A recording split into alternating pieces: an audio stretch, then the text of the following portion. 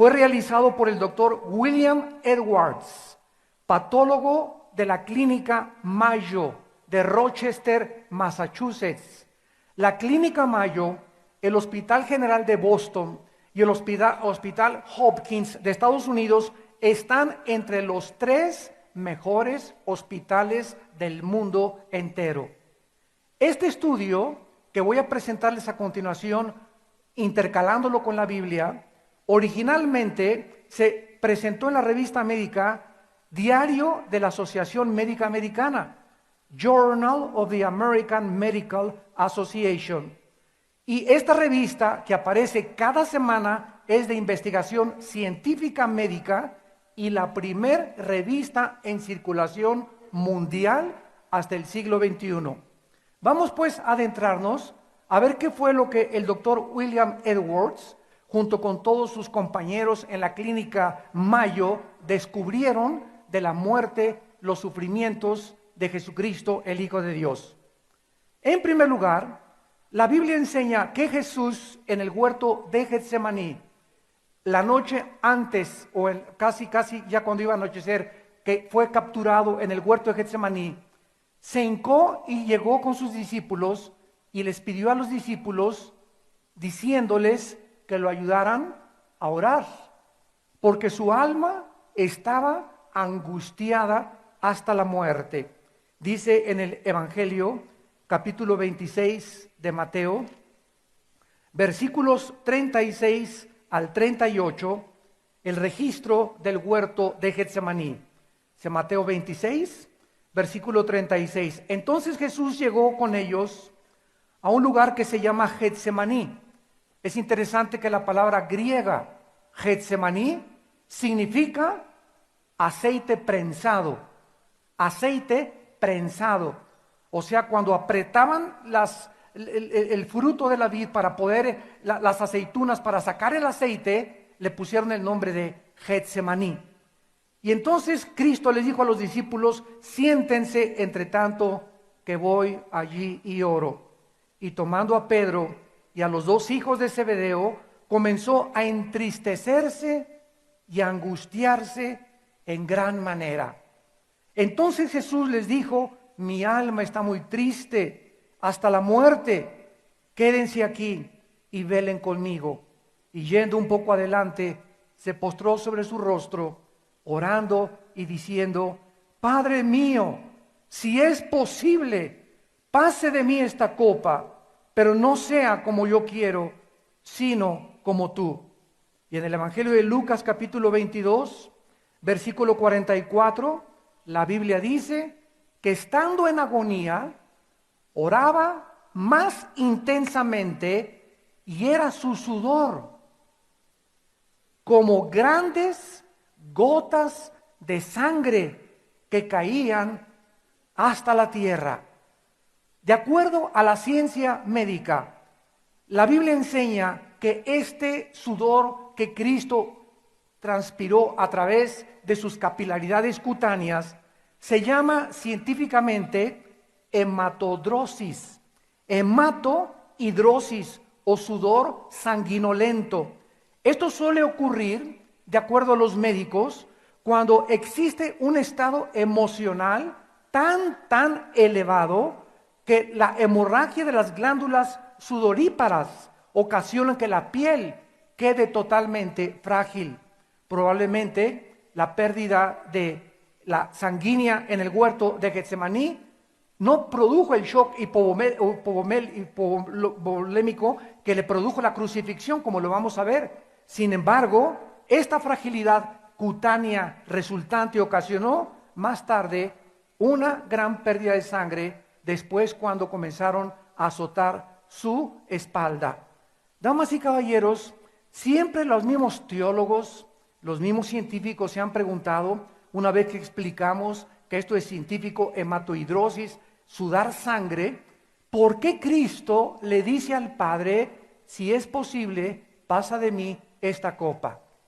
Muchos se han preguntado si Jesucristo tenía miedo a la muerte, si tenía miedo a los clavos, si tenía miedo al flagelo de 5 colas que los soldados romanos usaban. ¿Qué era lo que angustió a Jesús en su humanidad? Que lo llevó a transpirar sangre. ¿Qué fue lo que ocasionó la presión sobrenatural, asombrosa sobre su cuerpo, que hizo que la corriente sanguínea saliera a través de la piel? Y la Biblia nos responde que cuando Cristo estaba a punto de expirar en la cruz, gritó, Elí, Elí, lama sabactani, en arameo, que significa, Padre, Padre, ¿por qué me has desamparado? En ese momento algo misterioso pasó en la cruz. Dios se separa de su Hijo Jesucristo cuando nuestros pecados, tus pecados y mis pecados fueron puestos sobre su cuerpo. Cristo sudó sangre porque no tenía miedo a la muerte. Él, después de Getsemaní, estaba ya dispuesto a ir y ser crucificado. Jesús estaba angustiado hasta la muerte, que la sangre salió por sus capilaridades cutáneas, porque Jesucristo nunca había sido abandonado por Dios. La Biblia dice que la paga del pecado es la muerte, y el alma que pecare, esa morirá. Y en la cruz nuestros pecados iban a ser puestos sobre el Hijo de Dios. Y en ese momento Dios no podía, porque Dios habita en las tinieblas, en la luz. Y en ese momento las tinieblas cubrieron la tierra. Jesús dijo anteriormente, es la hora de las tinieblas. Y cuando las tinieblas cubrieron a Jesucristo y hubo un gran terremoto y el velo del templo se rasgó, el Padre que mora en la luz no podía estar en esa dimensión en la cruz del Calvario. El Hijo tenía que morir solo. Y si Dios no escatimó a su Hijo, sino que lo entregó por todos nosotros, ¿cómo no nos dará, después de esta asombrosa muestra de amor, todas las cosas si nosotros se la pedimos? La flagelación siguió después de Getsemaní, cuando los soldados romanos usaban unos látigos de 3 o 4 metros de largo, con 5 colas, con puntas de hueso y puntas de fierro. El látigo romano no es como la película de la Pasión, que un látigo cortito que nada más le hacía en la espalda. El látigo romano se enrollaba en el abdomen y en el torso de la víctima. Y cuando el soldado romano sacaba el látigo, a pesar del impacto que tenían las puntas en sus tejidos subcutáneos, desgarraba totalmente toda la piel. Él recibió 39 flagelos, porque de acuerdo a la ley judía no podían darle más de 40. Entonces, hasta eso los soldados romanos respetaron la ley judía, y cuando Cristo acabó de ser flagelado, no tenía absolutamente, ni en el frente, en el abdomen, ni en el torso, ni en la espalda, no tenía un solo centímetro de piel sana. Estaba totalmente hecho pedazos, convertido casi en un guiñapo humano. En Mateo capítulo 27, versículo del 24 al 26, dice la Biblia estas palabras. Mateo 27, 24 al 26. Viendo Pilato que nada adelantaba, sino que se hacía más alboroto, tomó agua y se lavó las manos delante del pueblo, diciendo: inocente soy yo de la sangre de este justo allá vosotros. ¿Cuántos de ustedes en esta mañana van a tomar la misma posición de Poncio Pilatos, el gobernador de Judea? Pues yo no sé, vas a salir por este desayuno tal vez. Yo no sé si Cristo es el Hijo de Dios o no es el Hijo de Dios. A mí no me interesa. Yo quiero seguir con mi vida. No me interesa investigar. No me interesa decirle: Dios, te necesito. Y todas estas personas que están simbolizadas por Pilato son las personas que van a tener mayor condenación. Porque la mayor parte de las personas en el mundo no les interesa conocer la verdad. Prefieren seguir su vida. Creen que solamente es una cosa que va a pasar y que no hay ninguna repercusión eterna en lo que pueda pasar en su vida después de la muerte. Pilato se lavó las manos y dijo: yo no sé si es culpable o no es culpable, yo se los entrego. Lo entregó de una forma débil, de una forma patética, para un gobernante y para un político, a la turba que quería asesinarlo. Dice la Biblia en el versículo 25 que respondiendo todo el pueblo dijo: su sangre sea sobre nosotros y sobre nuestros hijos. Entonces le soltó a Barrabás y azotaron a Jesús y lo entregaron para ser crucificado. Escuchen lo que dice el reporte médico. El grado de pérdida sanguínea en una flagelación. Generalmente el tiempo que la víctima sobreviviría en la cruz era mínimo. La pérdida apreciable de sangre preparó el terreno para un estado de shock hipovolémico, que significa una disminución del volumen sanguíneo por pérdida de sangre o por deshidratación. La hipovolemia, de acuerdo a la ciencia, disminuye la presión circulatoria, por lo que también disminuye la presión de la sangre que regresa al corazón. Esto disminuye la cantidad de sangre que sale del corazón y por eso se le llama que Cristo estaba entrando después de que lo flagelaron en un estado de shock hipovolémico. El sistema circulatorio, de acuerdo a la ciencia médica, se puede recuperar mientras el grado de hemorragia o la pérdida de sangre no pase de cierta cifra. Pero una vez cruzada esta cifra, bastan unos pocos mililitros de sangre para establecer la diferencia entre la vida y la muerte. En el caso de Cristo, no se considera la hipovolemia como la causa de su muerte. Cristo no murió por desangramiento, en otras palabras. Jesús fue tan debilitado por los 39 flagelos o latigazos que la Biblia dice en Mateo capítulo 27, versículo 32, que cuando iba cargando la cruz Cristo, no pudo cargar más el patíbulo de la cruz, y un hombre llamado Cirene, que se llamaba Simón, lo obligaron a llevar la cruz. Desde el pretorio romano de la flagelación al monte Calvario existía una distancia de casi 900 metros, casi 1 kilómetro. Cristo en Getsemaní perdió sangre. Cristo perdió sangre cuando lo golpearon en la cara, lo golpearon en la espalda, lo flagelaron y no pudo ya cargar la cruz, por lo que lo ayudaron a cargar la cruz para llegar al monte Calvario. Esto sucedió cuando lo prepararon también y lo llevaron para quitarle el manto de púrpura que los romanos le pusieron y que se le pegó con la sangre coagulada al llegar al monte Calvario. Al llegar al monte Calvario, los romanos, que eran expertos en torturar y eran...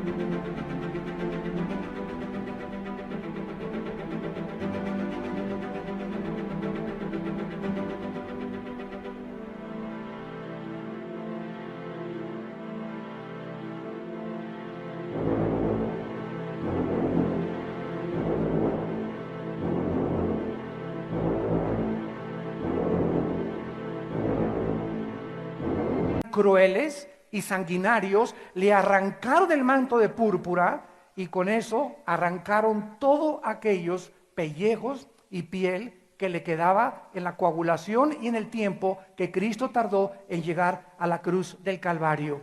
Las heridas en la espalda fueron totalmente desprendidas y abiertas cuando fue arrancado totalmente su piel por la sangre que tenía coagulada. Dice Mateo 27, versículo 27, entonces los soldados del gobernador llevaron a Jesús al pretorio y reunieron alrededor de él a toda la compañía y desnudándole, lo encueraron totalmente, le echaron encima un manto escarlata y pusieron sobre su cabeza una corona tejida de espinas filosísimas que penetraron más de 1 pulgada hasta llegar al cráneo, su frente y su cabeza. Y entonces le pusieron una caña e hincando la rodilla le gritaban: ¡Salve, Rey de los judíos! Y escupiéndole tomaban la caña y le golpeaban en la cabeza. Cristo sufrió heridas, descalabrado toda su cabeza, coronado con las espinas, su abdomen hecho un guiñapo humano, la pérdida de sangre que comenzó a provocar el shock hipovolémico, y además, en el momento en que lo acostaron sobre la cruz, su espalda comenzó a pegar con la madera, y entonces levantaban la cruz, que tenía aproximadamente 1 metro de profundidad el hoyo, donde la cruz era encajada, y al soltar la cruz en el suelo, el cuerpo de la víctima caía y se rasgaba totalmente los clavos que tenía puestos en las manos y en los pies. Escuchen lo que dice la Biblia en Lucas 23, a la luz de la Biblia, versículo 32 al 37. Dice Lucas 23, versículo 32, llevaban también con él a otros 2 que eran malhechores para ser muertos. Y cuando llegaron al lugar llamado de la Calavera, le crucificaron allí, y los malhechores, uno a la derecha y otro a la izquierda. Y Jesús decía: Padre, perdónalos, porque no saben lo que hacen. Y repartieron entre sí la única pieza de vestido que Jesús tuvo durante toda su vida. Su túnica se la arrancaron y lo exhibieron desnudo en una cruz. ¿Qué dice la ciencia acerca de la crucifixión? ¿Dónde fueron los clavos de Cristo? Regularmente se pinta a Cristo con las heridas aquí en las manos, pero de acuerdo a la ciencia era imposible. Los clavos los pusieron exactamente en las muñecas. Dice la ciencia, los brazos de un crucificado no eran totalmente estirados, porque los clavos eran puestos entre los huesos del radio y los huesos del carpo. Aunque no producían fractura, el daño al periósteo, membrana que cubre los huesos, era dolorosísima. Seguramente los clavos también penetraron el nervio mediano, lo cual debió haberle ocasionado a Jesús espasmos intensísimos de dolor en ambos brazos, mientras él estaba recibiendo los clavos con el martillo que herían sus brazos. Todo esto se debió haberle producido lo que llaman en la ciencia parálisis en parte en sus manos, pues los ligamentos son atrapados en el trayecto de los clavos, ocasionando lo que se llama una mano en garra. Los clavos de los pies le atravesaron los huesos del tarso y seguramente también le ocasionaron lesiones en los nervios. Los clavos, sin embargo, no producían una pérdida sanguínea importante. El mayor efecto fisiológico, dice el doctor Edwards, de la crucifixión fue la interferencia con la respiración normal, especialmente cuando el crucificado trataba de inhalar aire para exhalarlo. El simple hecho de jalar aire implicaba dolores y calambres desde la punta de la cabeza a la punta de los pies. Calambres intensísimos. Las manos ya casi Cristo no las sentía por los nervios que habían atravesado los clavos, y cada vez que Jesús quería respirar era un esfuerzo tan grande que tenía que cada vez y cada segundo se iba acortando poco a poco su vida. Este efecto, de acuerdo a un análisis de la respiración, primordialmente con el diafragma y de forma superficial, resulta en una retención de dióxido de carbono en los pulmones. Otros factores, dicen los científicos, que contribuían a la muerte de un crucificado eran, por ejemplo, la deshidratación. Muchos morían por deshidratación antes de que cualquier otra cosa sucediera. En segundo lugar, podían morir por arritmias cardíacas inducidas por el estrés. En tercer lugar, un crucificado podía morir por insuficiencia cardíaca por acumulación rápida de líquido de la cavidad pericárdica o en la cavidad pleural. Casi siempre, los soldados romanos, que eran expertos en crucificar y sabían cuando alguien estaba muerto, se acercaban al crucificado y le rompían con un bate, con un leño, los huesos de las rodillas, para que entonces se colgara su cuerpo y murieran asfixiados. Tal vez querían alentarles para que no sufrieran tanto. Sin embargo, lo interesante del caso es que la ley judía prohibía que se les rompieran los huesos. Y cuando el centurión romano se acercó a Jesucristo y vio que estaba totalmente muerto, entonces en lugar de romperle los huesos de las rodillas, tomó una lanza y se la atravesó en el costado de izquierda a derecha. Y dice Juan, capítulo 19, versículo 34, que Juan vio salir, porque era el único discípulo, con María, María Magdalena y las otras Marías al pie de la cruz. Juan escribe: vi salir del costado una gota de sangre con una gota de agua. ¿Qué dice la cardiología moderna cuando la sangre se mezcla con el agua? Qué interesante. De acuerdo a esta descripción de la Biblia, que el centurión romano solamente vio salir agua con sangre, el líquido que salió del costado de Jesucristo correspondía, de acuerdo a la cardiología, al líquido pericárdico, y la sangre a presencia de sangre en la cavidad pericárdica. El corazón, dicen los cardiólogos, está forrado por una membrana transparente que se llama el endocardio. Después hay una capa muscular llamada el miocardio, que externamente está forrada por el pericardio, que consta de dos capas: el pericardio visceral y el pericardio parietal. Entre estas dos capas existe una pequeña cantidad de líquido que sirve como lubricante, que maravillosamente nos hizo Dios, y facilita el bombeo y los movimientos del corazón. Este espacio entre las dos capas del pericardio se llama cavidad pericárdica. Todas las condiciones fisiológicas que acabamos de mencionar pudieron producir pequeños coágulos en las válvulas del corazón, pero no sucedió esto. Y además pudieron también ocluir la circulación coronaria y ocasionar un infarto, o Cristo pudo haber muerto de un infarto al corazón. De todo el grosor de la pared, infarto es la muerte de la parte de un tejido. Sin embargo, la ciencia médica describe que Cristo, cuando Él muere y el centurión le entierra la lanza, Cristo ya estaba muerto. Por eso el centurión dijo: por si las de aquellas, ¿verdad?, le voy a atravesar el costado para asegurarme, aunque yo sé que está muerto. Y de acuerdo a la ciencia médica, Cristo muere porque se le revienta el pericardio, la membrana que envuelve el corazón. Lo más asombroso de esto es que 1000 años antes, damas y caballeros, en el Salmo 22, escrito por el rey David, señores ateos, agnósticos que nos escuchan, 1000 años antes, cuando no existía ni siquiera la cardiología moderna, el rey David escribe y dice de qué murió Jesucristo en la cruz.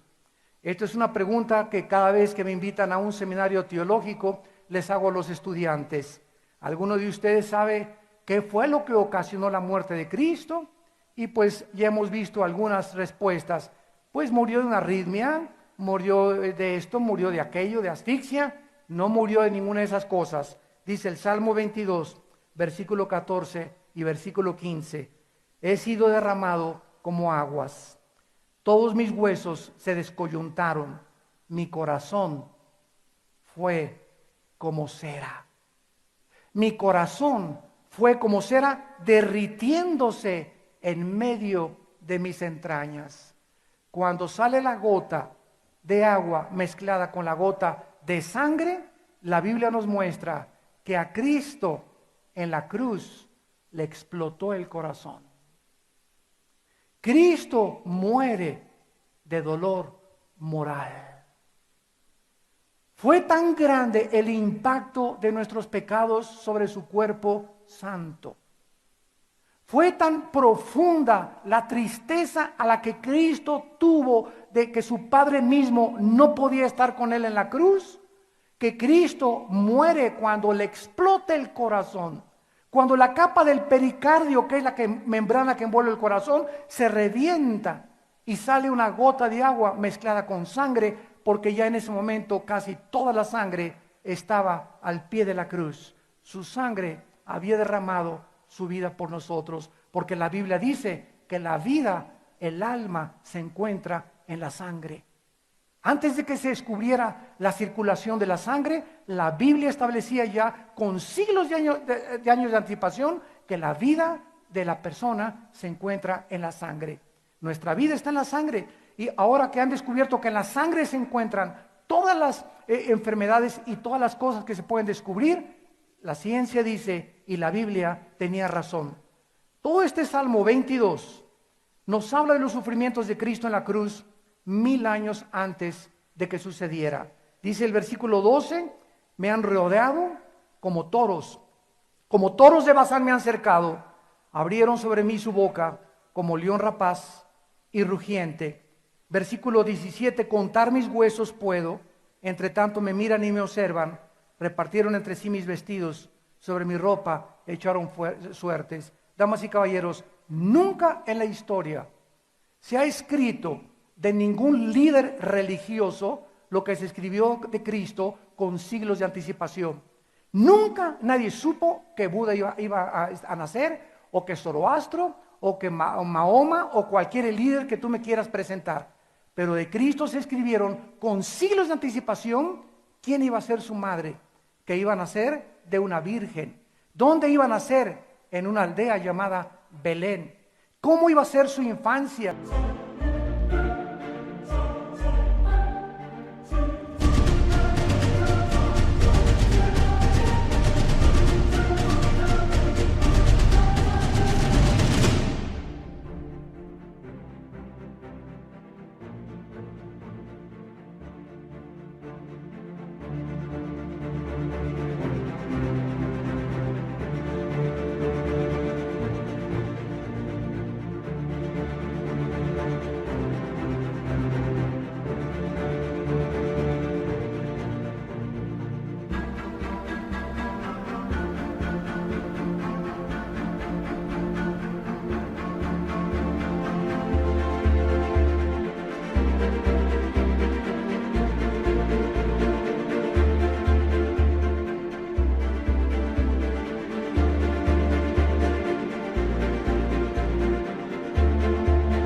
Su juventud, su ministerio, su muerte, su resurrección y su ascensión. Esto es asombroso porque solo Dios conoce el futuro. Por eso las evidencias proféticas de la Biblia le hacen ponerse un zipper a cualquier persona agnóstica o a cualquier persona atea, porque tú no puedes pelearte con una evidencia que estoy presentándote a ti y que es absolutamente veraz. O sea que el problema para la gente no es las evidencias que necesitan, el problema para la gente es de carácter moral. Tú no crees porque no te falten evidencias, eso no es correcto. Tú no crees porque no te conviene creer. Tal vez la vida moral que llevas, tal vez los negocios que estás haciendo, tal vez donde están tus metas te impiden entregarle tu vida al Hijo de Dios.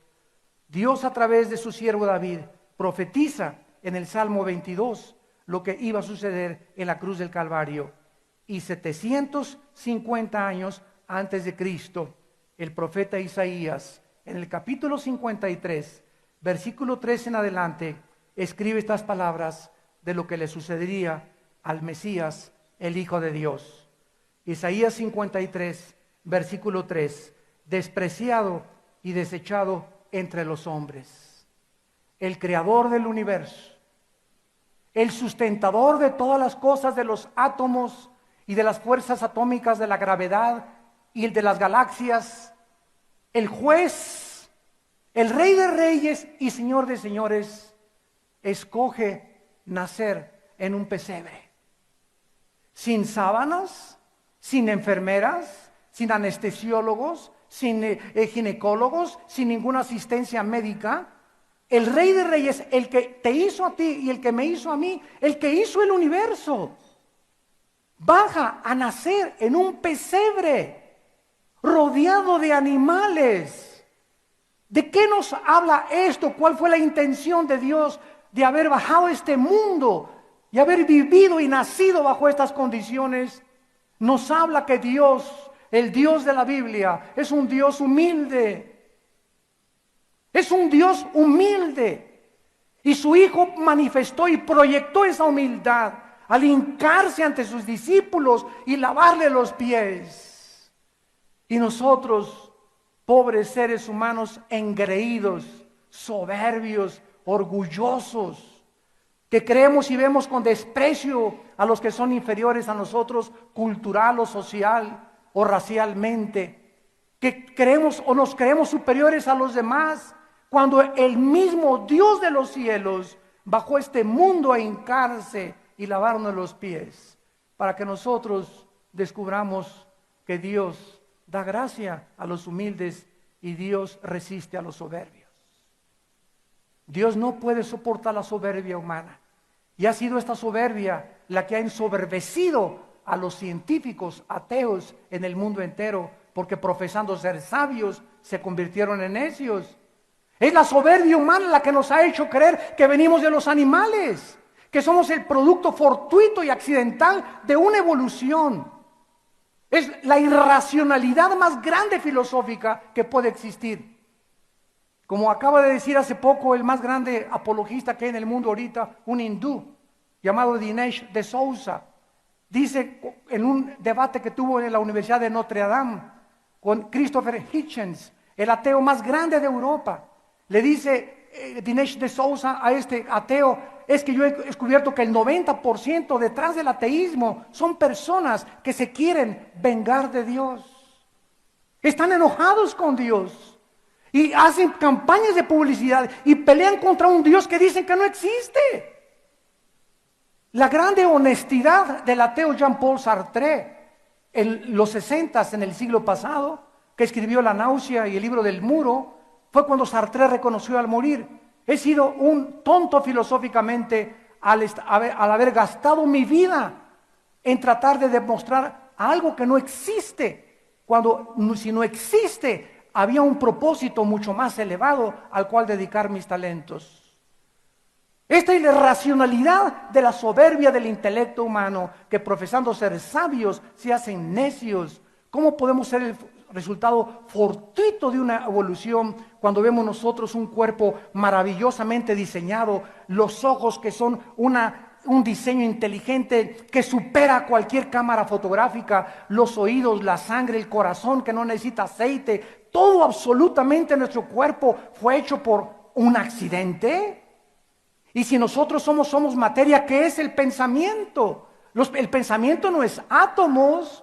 El pensamiento es algo que trasciende la investigación empírica de la ciencia. Y es cuando nosotros nos enfrentamos a que el ateo es limitado. Como me dijo una vez un ateo en una universidad hace algunos años, yo le dije: ustedes los ateos están limitados porque llegan un momento en que ya no pueden ir más allá. El cristiano tiene algo que lo hace cruzar el río, que se llama la fe. Y nosotros creemos que hay más allá de investigación empírica y científica. Creemos que aunque no se puede demostrar en un laboratorio de ensayo, el Espíritu nos dice que fuimos creados a semejanza de un Dios, que somos agentes morales, responsables de nuestras decisiones, y que va a haber un juicio donde Dios juzgará a los vivos y a los muertos. Un ateo es una persona que ha hecho un volado al aire. Y le digo: ¿a qué le vas, cara o cruz? Dice: no lo voy a ninguna cosa. Le digo: ¿sabes una cosa? Yo he hecho un volado y tengo más probabilidades de que haya vida después de la vida a que no haya. Porque si los ateos tienen razón y no hay nada después de la vida, no perdemos nada. Pero si Cristo tiene razón, ¿qué amoladas se van a llevar? Dice la Biblia que Jesucristo fue un hombre despreciado y desechado desde que Él nació. A los 2 años, el rey Herodes inició la persecución para que todos los niños menores de 2 años pudieran ser asesinados. Desde los 2 años, desde que nace en el pesebre, Cristo es despreciado y desechado por los hombres. Damas y caballeros, cuando Cristo colgaba en la cruz, ¿quiénes estaban abajo de la cruz? Aquellos que Él sanó, aquellos que Él bendijo, aquellos que le sacó los demonios, aquellos que le recuperó la vista, aquellos que los hizo oír. ¿Por qué ese odio contra Jesús? ¿Por qué esa hazaña tan grande de, si tú eres el Cristo, bájate de la cruz y sálvate primero a ti? ¿Qué les hizo ese hombre para que lo odiaran de esa manera? Yo comprendo cuando vemos un asesino que violó a 20 niños y destripó a 4 o 5 niñas, que hay un coraje que nos enciende y nos hace hervir la sangre y quisiéramos decir, venganza, venganza contra lo que me han hecho o a mi familia. Pero ese hombre Jesucristo jamás vendió marihuana, jamás fue traficante, jamás mintió, jamás hizo un pecado, pero el odio del mundo se volcó contra él en la cruz. La pregunta es ¿por qué, señores antropólogos, sociólogos y psicólogos que nos escuchan? ¿Cómo se puede explicar de una forma racional y lógica un odio inexplicable contra aquel que era la luz, la verdad, el camino y la vida? La Biblia nos da la respuesta en el capítulo 3 de Juan. Esta es la condenación, que la luz vino al mundo y los hombres amaron más las tinieblas. ¿Por qué ese odio contra la Biblia? ¿Por qué hace algunos años, en los 80s, cuando fui a la Universidad Autónoma de México y hablé con el director para presentar una conferencia en la Facultad de Filosofía que se llamó Creación o Evolución, le dije al director de la universidad, yo quiero probarles a los estudiantes que ellos solamente han tenido una parte de la verdad, han conocido la evolución, no conocen las evidencias de la creación bíblica. ¿Por qué no nos permite presentárselas, que tengan a dónde escoger? 2 profesores estuvieron de acuerdo y dijeron realmente, pues es verdad, pues se prohíbe la religión en los recintos universitarios. Y le dije, la Biblia no es un libro religioso, es un libro histórico, geográfico, biológico, químico, físico, psicológico, tiene todos los antecedentes y el origen de las lenguas, de las naciones, de las culturas, del matrimonio. Es un libro excepcional. Denle la oportunidad a los estudiantes de conocerla, porque para eso los estudiantes gritan, es que fue hecha por los hombres, porque no la has leído. Es lo que te han dicho tus amigos. Comprueba las evidencias de la Biblia, biológicas, químicas, genéticas, históricas, geográficas, arqueológicas. La Biblia es exacta desde el libro del Génesis al libro del Apocalipsis. ¿Por qué ese odio contra la Biblia y no contra otro libro sagrado? ¿Por qué los cantantes de rock como Marilyn Manson agarran la Biblia y la rompen y escupen sangre contra ella? ¿Por qué es la Biblia y por qué es el número 666 el que se están tatuando los grupos de rock metálico? ¿Por qué no se tatúan el 555? O el 888. ¿Por qué tiene que ser el 666? ¿Por qué? Porque es el número que en la Biblia dice que llevará el anticristo. Detrás del nombre de Cristo, del anticristo en hebreo y en griego, estará el número 666. Porque es el cristianismo el objeto de tanta persecución en el mundo a través de los últimos 20 siglos. ¿Por qué ha sido el sistema de pensamiento más controvertido? ¿Por qué ese odio contra Jesús? ¿Por qué los cantantes hablan contra Cristo? ¿Por qué ese odio de los ateos contra Cristo, el Dios de la Biblia? ¿Por qué no contra el Dios Mahoma, contra el Dios de otra religión? ¿Por qué tiene que ser la Biblia, Cristo y el cristianismo el objeto de la burla de las películas, de las telenovelas, de los noticieros de televisión, de los artistas? ¿Por qué? Porque la Biblia es el único libro que contiene verdades absolutas. Es el único libro entre los billones de volúmenes de literatura que existen que dice la verdad. Que dice la verdad de ti y que dice la verdad de mí.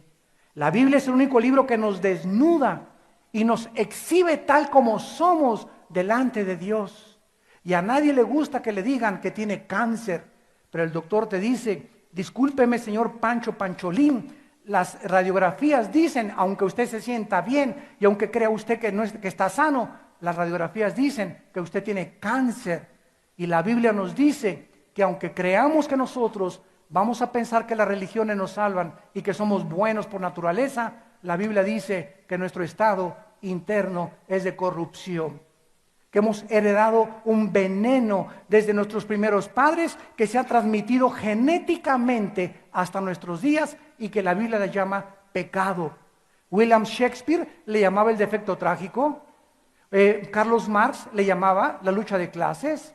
Sigmund Freud, el medio ambiente. Todos, la educación es que falta de conocimiento y todos atribuyen a algo el problema de la maldad humana. La Biblia le llama pecado. Y por este pecado es la causa por la cual Cristo murió en una cruz. Para pagar Él por tus pecados y por mis pecados, porque nosotros no podíamos pagar por nuestros pecados. Alguien tenía que perdonarnos, porque al que ofendimos fue a Dios. Dios tenía que morir en nuestro lugar, en la humanidad de su Hijo Jesucristo. Como me dijo una vez un musulmán,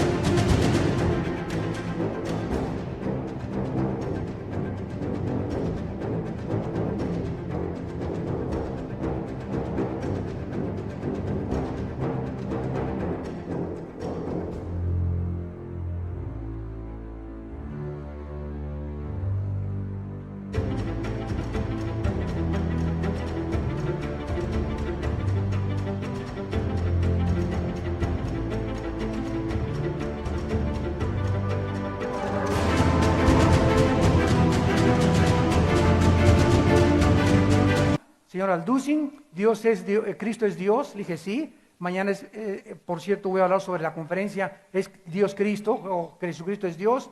Y le dije, sí, Jesucristo fue Dios. Y me dice el musulmán, de una forma, una excelente pregunta, entonces, ¿cómo pudo Dios morir? Si Cristo es Dios, ¿cómo pudo Dios morir? Y le dije, no cabe duda que es falta de información y de conocimiento. Cristo tenía dos naturalezas, era 100% hombre, era 100% Dios. En la cruz Cristo muere en su humanidad, muere el cuerpo de Cristo, el Espíritu lo entrega al Padre en el momento de la muerte. Cristo nunca dejó de ser divino ni Dios. Dios no puede morir. Era la razón por la cual tenía que tener un cuerpo humano para morir como tú y como yo y resucitar de entre los muertos. Pero la Biblia nos muestra finalmente, no solamente en Isaías 53, todo lo que Cristo sufrió, sino que dice más adelante el versículo 4, ciertamente llevó Él nuestras enfermedades y sufrió nuestros dolores, y nosotros le tuvimos por azotado, por herido de Dios y abatido. Mas Él, herido fue por nuestras rebeliones, molido por nuestros pecados, el castigo de nuestra paz fue sobre Él, y por su llaga fuimos nosotros curados. ¿Cuál es el mensaje, damas y caballeros, de la Biblia? El centro, el núcleo del mensaje es este: tú eres pecador. El diagnóstico de Dios es que tú has pecado y yo he pecado. Pregunta, ¿qué vas a hacer con tus pecados? ¿Te vas a ir de rodillas para pagar por ellos? ¿Vas a pertenecer a cierta religión para pagar por ellos? La Biblia dice, sin derramamiento de sangre no hay perdón de pecados. No hay otra manera, porque es Dios el que escogió la forma de irnos al cielo, no nosotros. Nosotros, al desconocer la forma y el plan de Dios, hemos inventado las religiones. Y como dijo hace mucho tiempo Nikolai Lenin, el gran ateo marxista, el opio de los pueblos es las religiones. Las religiones no salvan a nadie. Tú puedes ser católico, protestante, musulmán, mormón, testigo de Jehová, lo que tú me quieras decir. Y el hecho que tú tengas una religión no te salva si no tienes a Cristo morando dentro de ti. El cristianismo no es una religión, es una relación personal con el Hijo de Dios.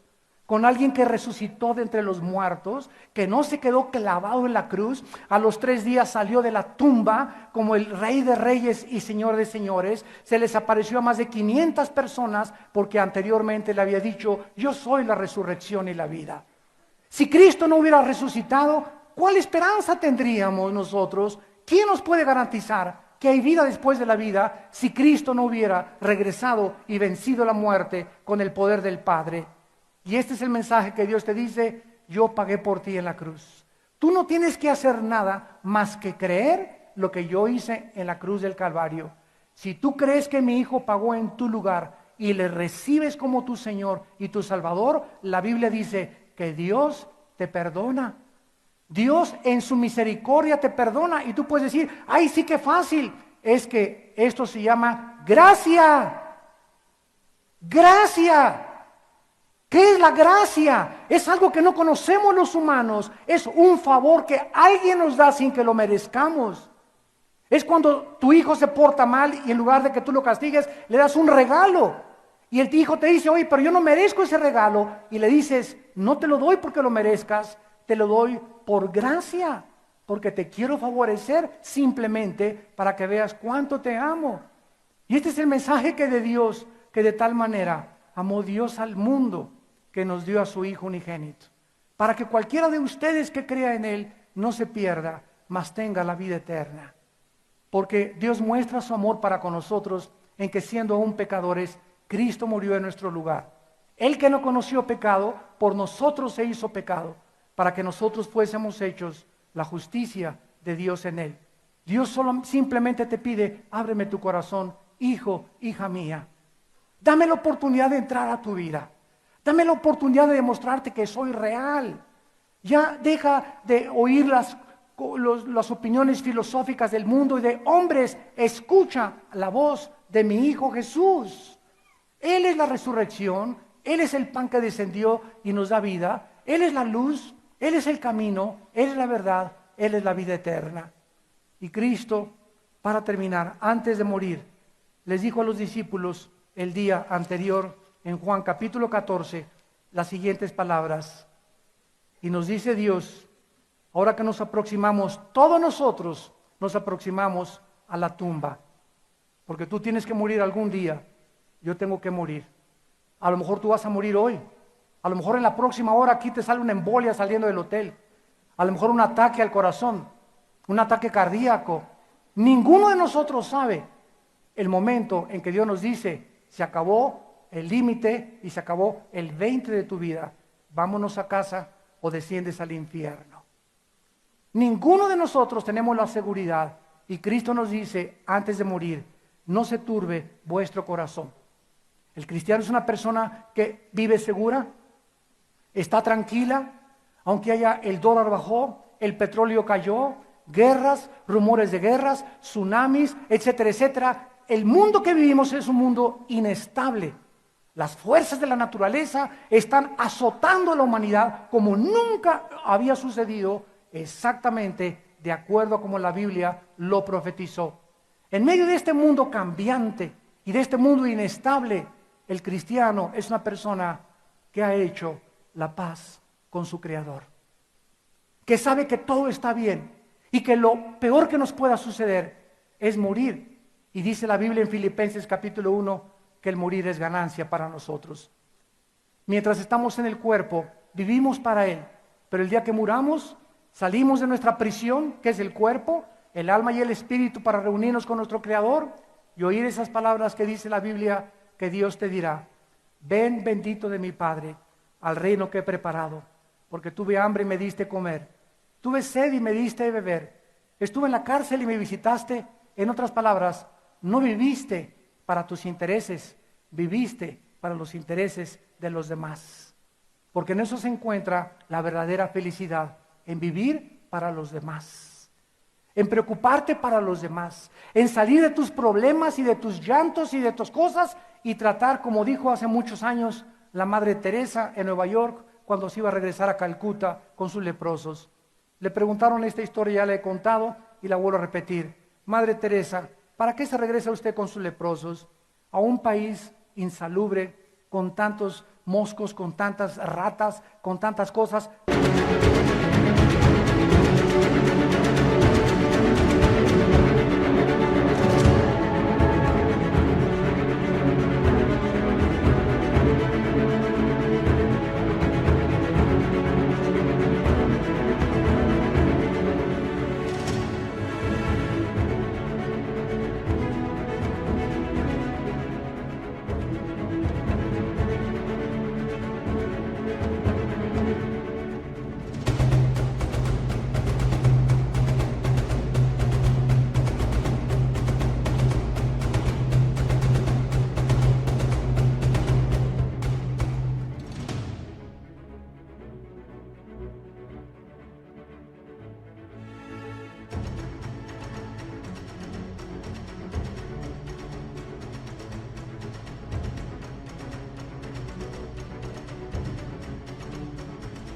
aquí le construimos en Nueva York un hospital con aire acondicionado, le podemos rentar un coche, le podemos regalar un carro, etcétera, etcétera. Puede usted comer mejor comida. Y la Madre Teresa, antes de abordar el avión, dijo estas palabras: señores periodistas, quiero que entiendan algo.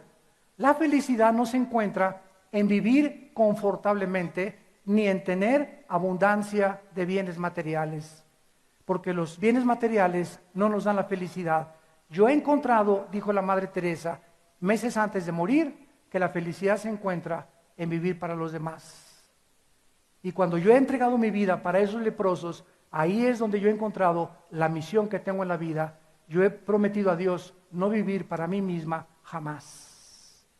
6 meses antes de que la princesa Diana de Inglaterra fuera muerta o asesinada en el túnel en Francia, ella visitó a la Madre Teresa y le dijo, en la biografía de la Madre Teresa aparecen estas palabras de la princesa Diana: soy la mujer más infeliz, más sola, más solitaria y sin significado en la vida, la princesa Diana de Inglaterra.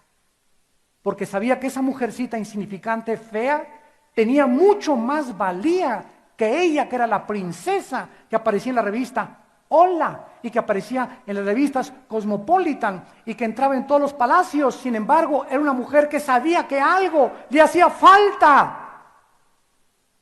Algo necesitaba llenar su vida. Y este vacío con el cual nacimos, fuimos creados deliberadamente para que lo llene Dios. Agustín de Hipona dijo: Dios, tú nos creaste a tu semejanza y hasta que regrese a ti podré descansar mi alma. No es hasta que Dios entra en nuestra vida que descubrimos que Él es el único que puede llenar esa soledad. Esa vaciedad que ni el sexo, ni el placer, ni el nombre, ni el poder, todo son vanidades ilusorias. El hombre es tan vano, las mujeres son tan vanidosas, que viven solamente para este mundo, ja, ja, ja, y creen que así es la vida, y se te acaba la belleza a los 40, 50 años de edad. ¿Y qué vas a hacer después? ¿Hacerte 15 cirugías plásticas? ¿Para que cuando levantes la mano se te levante también la patita?